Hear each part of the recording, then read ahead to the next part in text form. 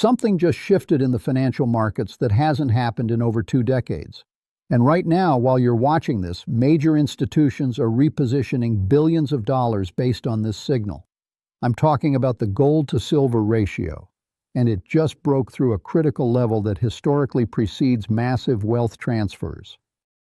If you've been paying attention to precious metals lately, you've probably noticed something unusual. Gold keeps hitting new all-time highs, but silver? Silver's been acting like it's got somewhere important to be. And the relationship between these two metals, the ratio that traders have relied on for centuries, just flashed a signal that's making some of the smartest money managers on Wall Street move faster than we've seen in years. Here's what we're going to break down. First, I'll explain exactly what this ratio means and why it matters more than most people realize. Then we'll look at what just happened, the specific breakdown that's got institutions scrambling. After that, we'll examine the historical patterns because this isn't the first time we've seen this signal, and what happened afterwards was extraordinary. Finally, we'll discuss what this means for different types of investors and what the actual data is telling us about where things might be headed. But before we dive deep, let me give you the context you need to understand why this matters. The gold-to-silver ratio is elegantly simple. It tells you how many ounces of silver it takes to buy 1 ounce of gold. Right now, as I'm recording this, that number has dropped to levels we haven't seen since the early 2000s.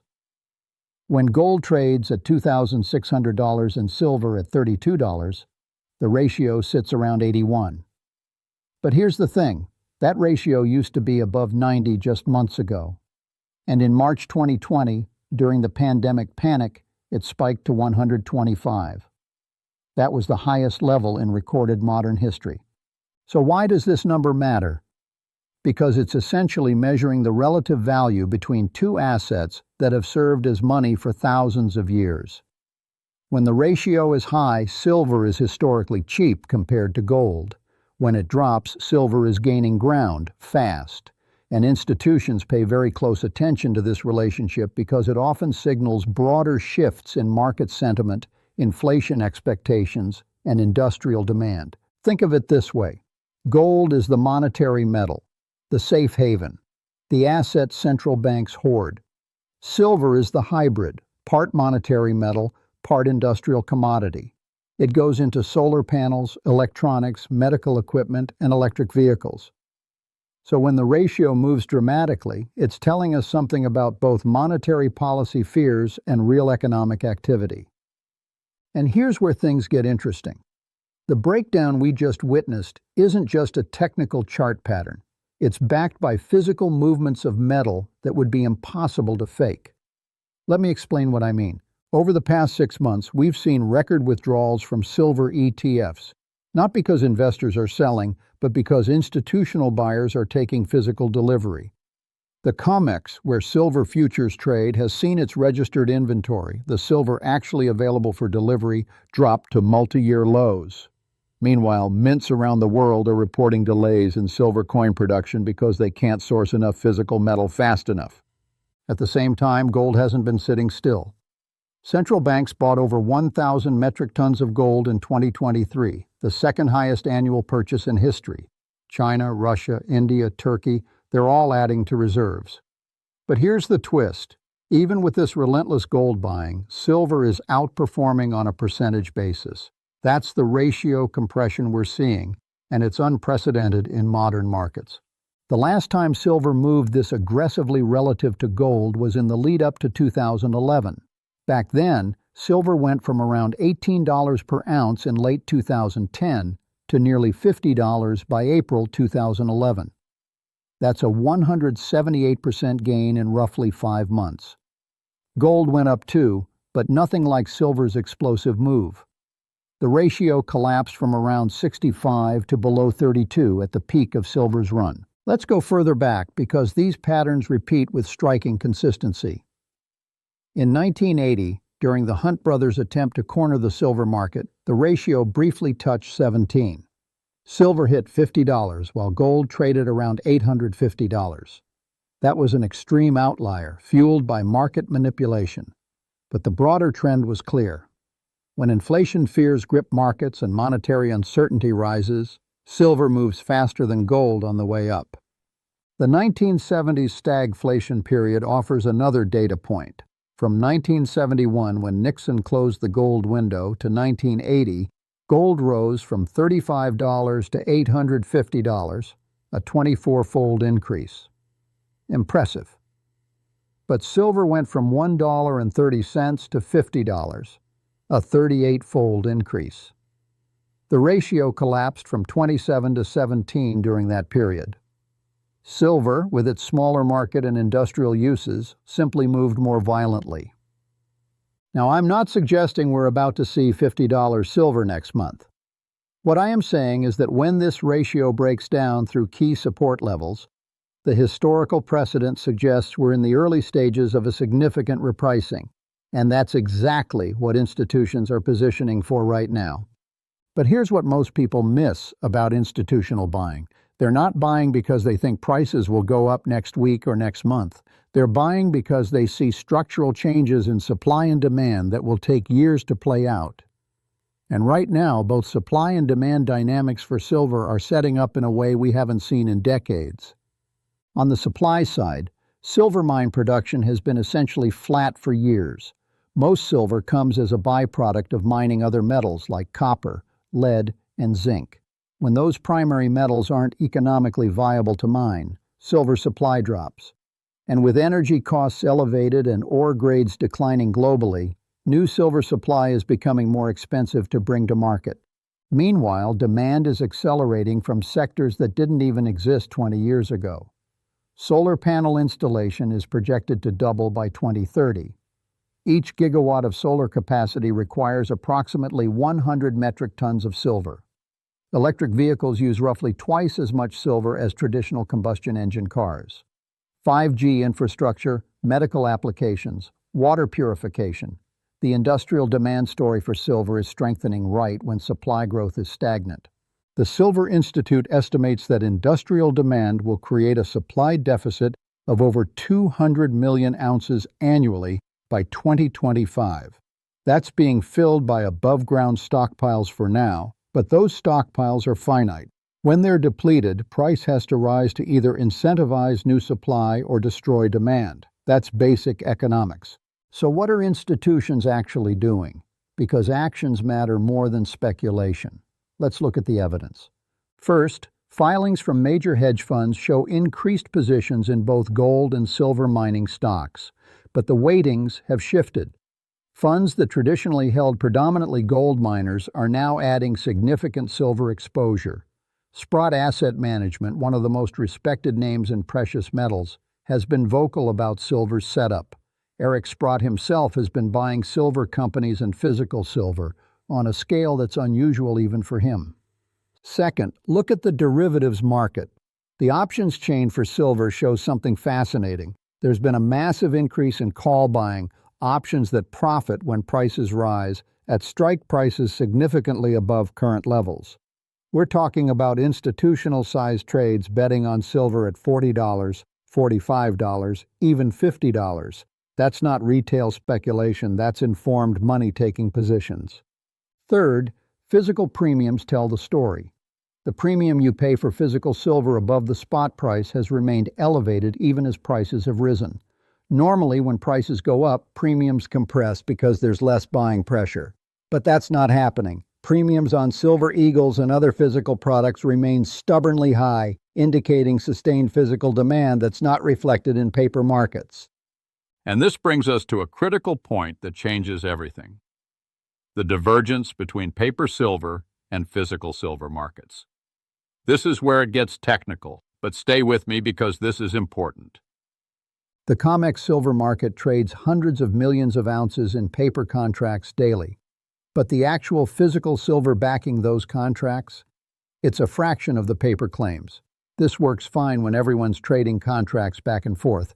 But when buyers start demanding physical delivery, the system gets stressed. Recently, we've seen delivery requests spike. In some months, delivery requests have approached 20% of registered inventory.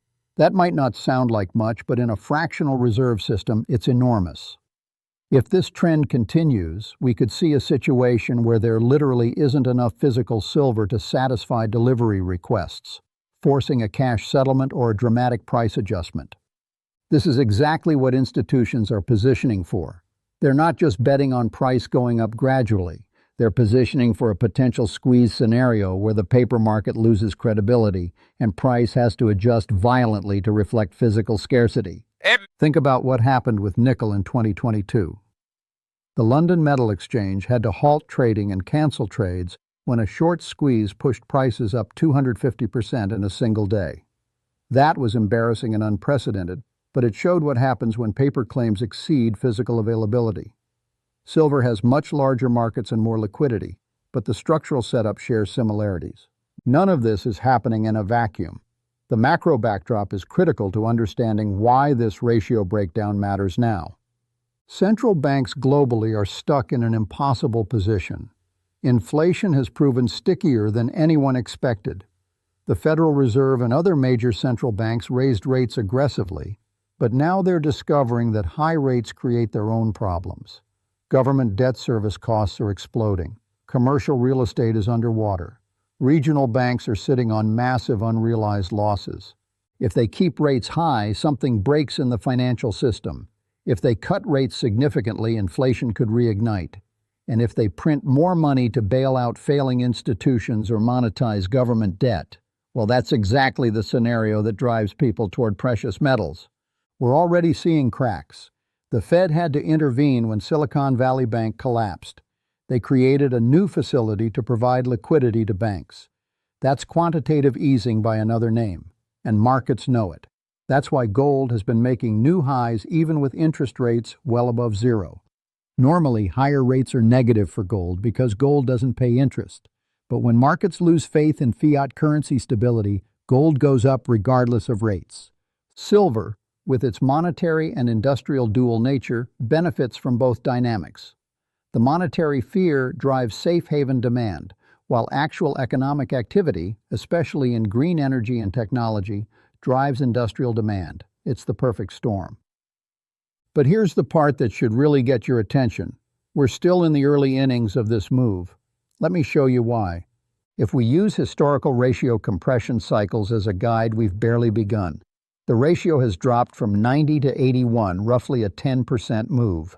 In previous cycles, ratio compression didn't stop until the ratio reached the 50 to 60 range or lower. If that happens this time, it means either gold has to fall significantly, which seems unlikely given central bank buying, or silver has to rise dramatically. Let's do the math. If gold stays at $2,600 and the ratio compresses to 55, that puts silver at $47 per ounce. That's a 47% gain from current levels around $32. If the ratio compresses to 45, like it did briefly in 2011, that's $58 silver. Now, if gold continues rising while the ratio compresses, the numbers get even more interesting. Assume gold reaches $3,000, which many analysts consider reasonable given monetary instability and geopolitical tensions. If the ratio sits at 55, that's $54 silver. At a ratio of 45, that's $67 silver. These aren't wild-eyed predictions, they're just mathematical outcomes if historical patterns repeat. And institutions know this math. That's why they're positioning now, before the move becomes obvious to everyone else.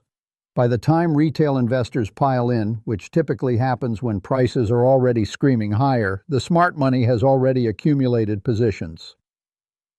Now, I'd be doing you a disservice if I didn't mention the risks and counterarguments, because nothing in markets is certain, and precious metals can be volatile and frustrating investments. First, industrial demand could disappoint. If we enter a significant global recession, demand for electronics, vehicles, and other silver-intensive products could drop. That would increase supply overhang and potentially keep prices suppressed despite monetary factors. Second, central banks could pull off the impossible and engineer a soft landing. If inflation comes down without triggering a recession, and if they can normalize monetary policy without breaking anything, the fear trade that drives precious metals would diminish. Gold and silver could pull back significantly. Third, there's always the possibility of market manipulation or intervention. The precious metals markets have a history of price suppression allegations.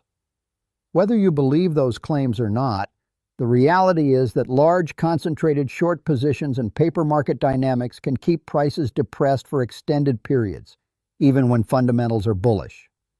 Fourth, silver is a much smaller market than gold. This cuts both ways. It means silver can move more explosively higher, but it also means it can crash harder. The 2011 spike to $50 was followed by a brutal bear market that took silver down to $14 by 2020. That's a 72% drawdown that lasted nearly a decade. Anyone who bought near the top and held experienced substantial losses. So perspective matters. This is not a short-term trading call. It's an observation about a structural setup that could take months or years to fully play out. And even if the thesis is correct, the path will be volatile and frustrating at times. Let's talk about what this actually means for real people with different situations and goals. If you're a conservative investor focused on wealth preservation, the gold-to-silver ratio breakdown suggests that holding some precious metals exposure makes sense as portfolio insurance. Maybe that's a 5 to 10% allocation split between physical gold and silver or shares in established mining companies. The goal isn't to get rich, it's to protect purchasing power if currency debasement accelerates. If you're a more aggressive investor looking for asymmetric upside, silver and silver mining stocks offer that potential. The leverage in mining stocks can be substantial, both up and down. When silver moves from $32 to $40, a 25% gain, some silver miners can double or triple because of operating leverage. But the reverse is also true. These are volatile instruments that require conviction and risk management. If you're a trader, the ratio itself can be traded. When it's historically high, you could buy silver and sell gold, betting on compression. When it's historically low, reverse the trade. This is an advanced strategy that requires understanding of futures markets and hedging, but it's how sophisticated institutional players extract value from the relationship. For most people, the actionable takeaway is simpler. Understand that we're potentially in the early stages of a multi-year repricing of precious metals relative to fiat currencies. How you position for that, or whether you position at all, depends on your personal circumstances, risk tolerance, and conviction. But here's what I keep coming back to. The institutions moving right now, the ones repositioning billions of dollars, they have access to information and analysis that far exceeds what you or I can compile. They employ teams of PhDs studying supply chains, demand trends, monetary policy, and geopolitical developments. When we see this level of coordinated positioning, when we see physical metal leaving vaults, when we see options activity pointing to much higher prices, and when we see a technical breakdown in a ratio that's held for decades, we should at minimum pay attention. This doesn't mean rushing to buy silver coins tomorrow. It means taking the time to understand what's happening, looking at your own portfolio allocation, and making an informed decision about whether precious metals fit your strategy. The channels and sources that consistently track these developments, that dig into the data beyond just looking at price charts, those are valuable resources, because markets reward preparation and punish complacency. The institutions already know this. The question is whether individual investors will recognize the signal before the move is fully priced in. So let's bring this all together. The gold-to-silver ratio just broke through a key support level that hasn't given way in over 2 decades. This breakdown is backed by physical movements of metal, institutional positioning, supply-demand fundamentals, and a macro backdrop that's increasingly supportive of hard assets. History shows us that when this ratio compresses, silver tends to dramatically outperform gold. We saw it in the 1970s, in 2011, and in shorter cycles throughout modern market history. The setup right now, with supply constraints, increasing industrial demand, monetary instability, and institutional accumulation, mirrors those previous environments. Does this guarantee that silver goes to $50 or $60? Of course not. Markets are probabilistic, not deterministic. but the odds have shifted meaningfully in favor of significant appreciation over the coming months and years. The institutions are already moving. The physical market is already tightening. The ratio has already broken. The question isn't whether something is happening, it's whether you understand what it means and how to position accordingly. As markets continue evolving and this situation develops, staying informed becomes crucial. The moves are happening now, the data is available, and the pattern is becoming clear to anyone willing to look beyond surface-level analysis. The ratio just broke. Institutions are moving fast. The only question that remains is what you'll do with this information. Because by the time everyone sees what's happening, the opportunity will have already moved. If this breakdown of market structure and institutional positioning was valuable, you'll want to stay connected with what happens next in these markets. Make sure you're following along so you don't miss the next major development, because in markets like these, the biggest moves happen fast.